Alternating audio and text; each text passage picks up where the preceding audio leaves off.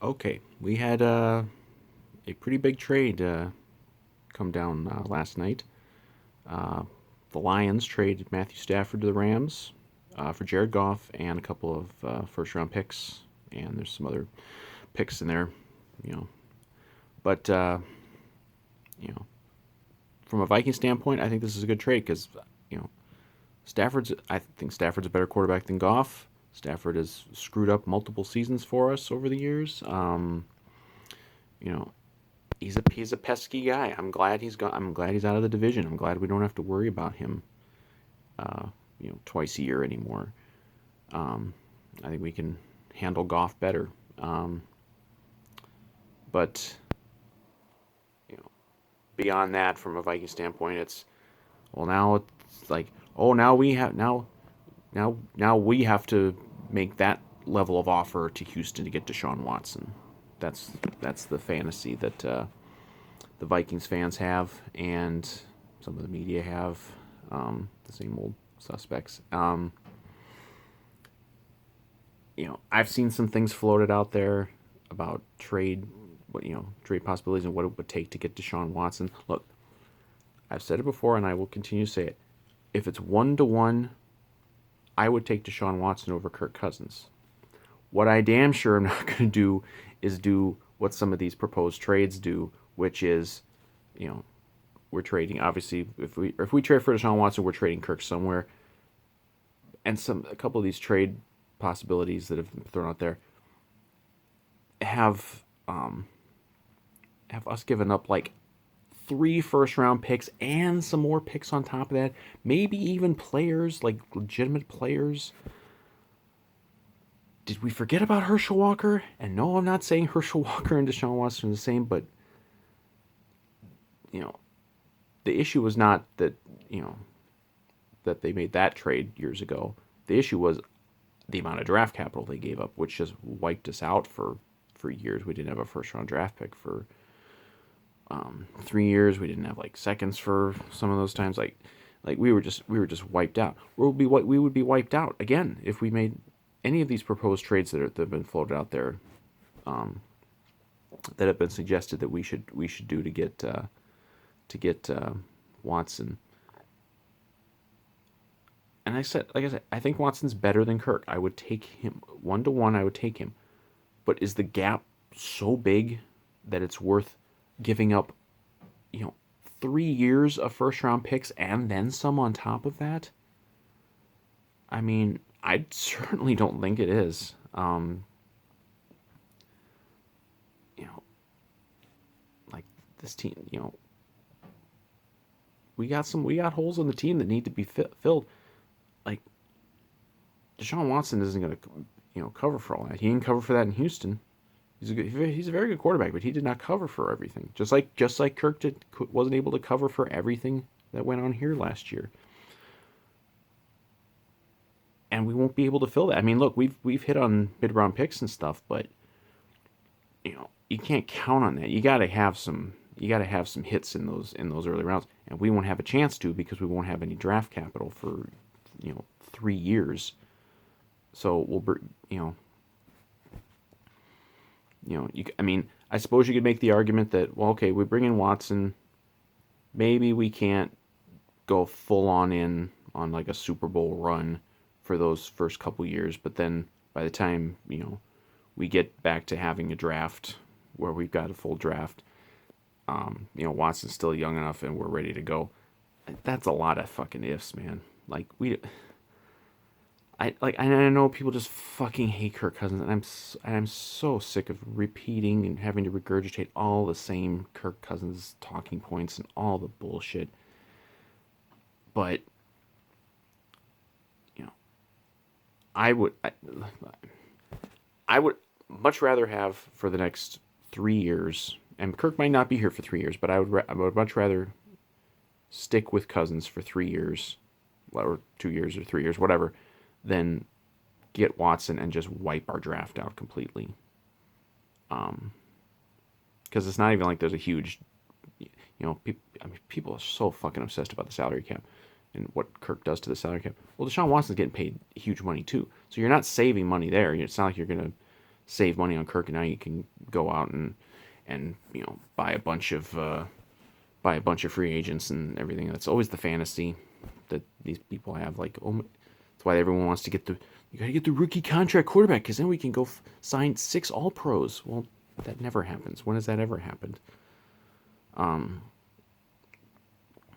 But I'm just look. If you told me that the price to get Deshaun Watson was small, like, I mean, or reasonable. I mean, it's definitely not going to be small, but reasonable. I could listen to that. I could listen to the argument. Like, I can't listen to this argument that we should just forego, like, you know, at least probably 3 years worth of first round picks and then some to move from Kirk Cousins to Deshaun Watson. And it's funny to me that, all anyone wants to say about Kirk is, oh, look at his record, his win-loss record. Well, Deshaun Watson, I mean, and I go, this is not my argument. I do not use wins and losses as a quarterback stat. Stupid people do. But Houston was 4-12 last year. So the same people who think wins and losses are all on the quarterback want to trade 3 first-round picks in some cases to get a quarterback who won fewer games than Kirk did. Do you see the insanity of these people? I can't. I just can't. I can't with these people. Like, I know the Kirk hate is just never gonna stop. And look, Watson's great. I take him 1-to-1 over Cousins, not by a lot, but I would take him. But he's not. The gap there is not worth, multiple years of first round picks and then some on top of that. Because I guarantee if they call up, whoever Houston's GM is, and they're like, and Spielman's like, okay, we'll give you Kirk, and we'll give you our next 3 first round picks straight up for Deshaun Watson. I don't even think that's going to get it done.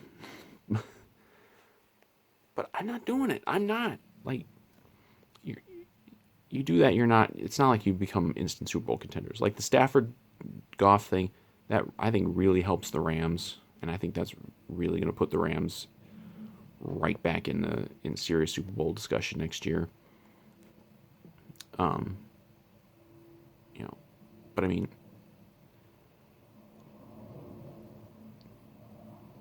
getting Watson in place of Kirk, like that doesn't move the needle enough to not even close to justify what else you would have to give up. Like if he was a free agent, hey, go get him. Like no problem. If if he could be got for a reasonable trade. But I mean, Stafford cost 2 first rounders. And I think part of that was the Rams really wanted to get out of that Goff contract, so they're like, okay, we'll throw an extra first round pick in there just to get out of that contract. Kind of like what the Wolves did when they traded Wiggins. They threw in a first round pick, just like, hey, get this take this contract off our hands. We'll give you an extra draft pick. So I think that's similar to what the Rams and Lions trade was about.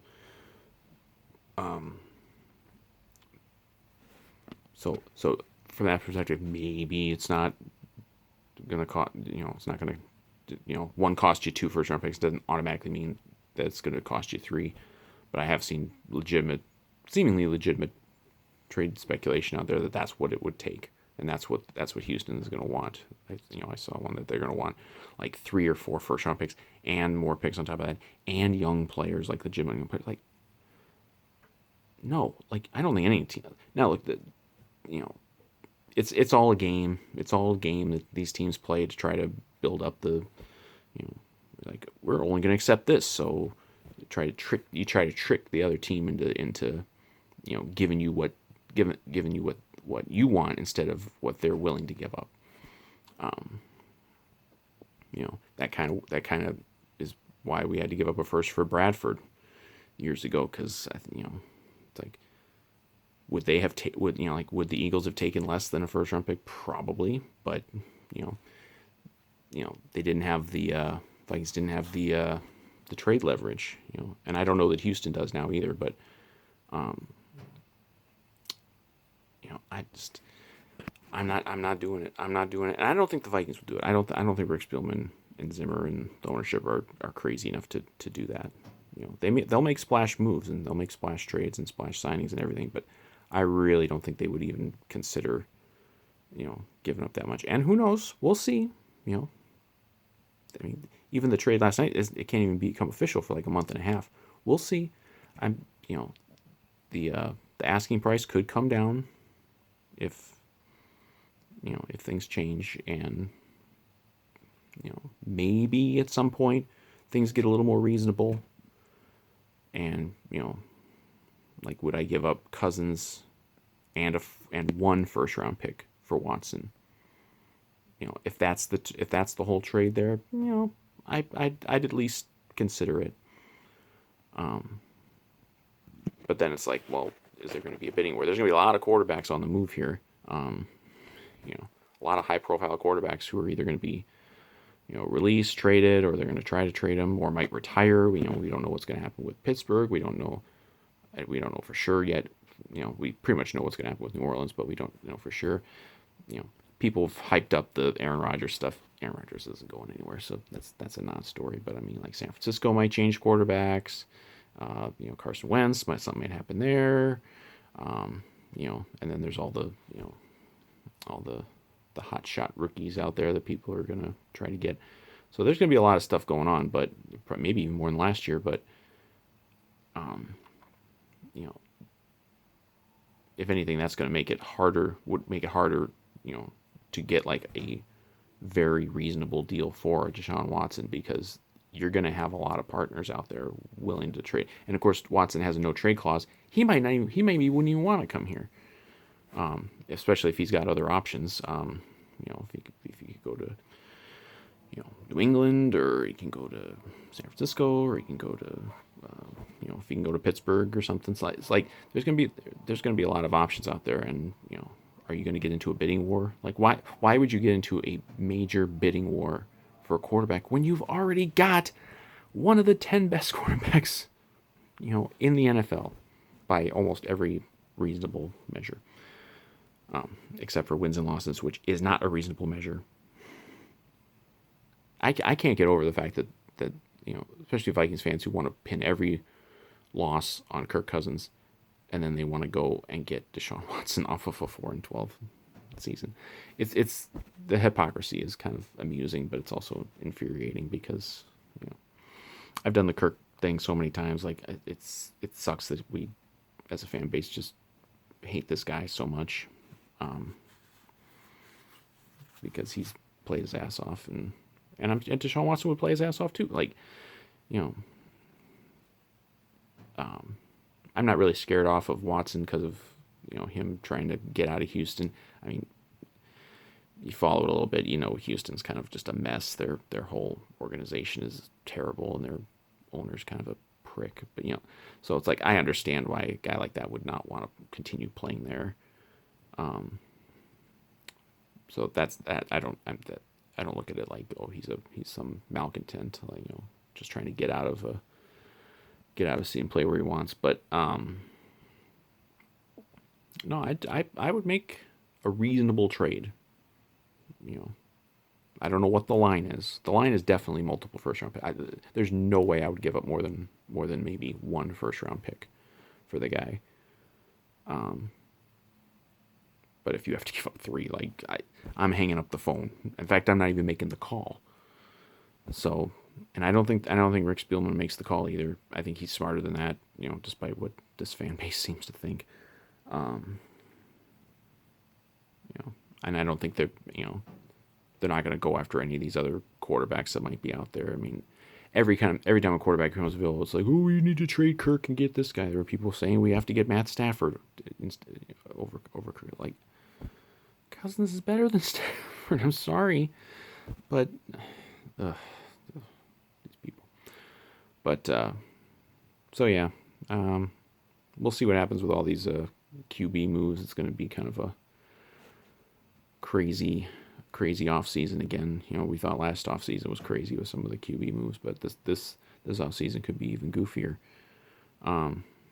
But I think a lot of whiny Vikings fans are going to be very disappointed because there's going to be all the QB carousel is going to be going round and round, and we're going to stick with the guy we got unless something really crazy happens, like something stranger things have happened. I mean, hell, everything I had seen was that Stafford was almost certainly going to go to either San Francisco or Indianapolis, and then suddenly he's going to the Rams. So things can happen, but um, you know, barring some crazy trade proposal that just drops in our lap or something like that, Cousins is going to be the guy next year, and hopefully, you know, good rest of the offseason, get that offensive line going a little better. We don't know who the OC is going to be yet. It looks like it's going to be Clint Kubiak, which I'm okay with because, you know, just because it's Kubiak, I'm not going to say, oh my God, what a terrible decision. Like, the offensive system is fine. It's just the play calling was really lacking in a lot of big spots last year, and maybe it will be with Clint Kubiak, but it can't be much worse. And I think they'll be a lot better next year with Cousins, and they'd be a lot better with a lot of quarterbacks that they get. But you don't have to give up a bunch of first round picks to get Kirk Cousins because you've already got Kirk Cousins. And, you fucking Kirk Gators are just going to have to deal with it because he's pretty damn good and we've already got him. You don't have to give up the farm to bring in a good quarterback when you've already got a good quarterback. So it's all right, Kirk Haters. Enjoy the QB carousel, but it ain't gonna stop the way you want it to.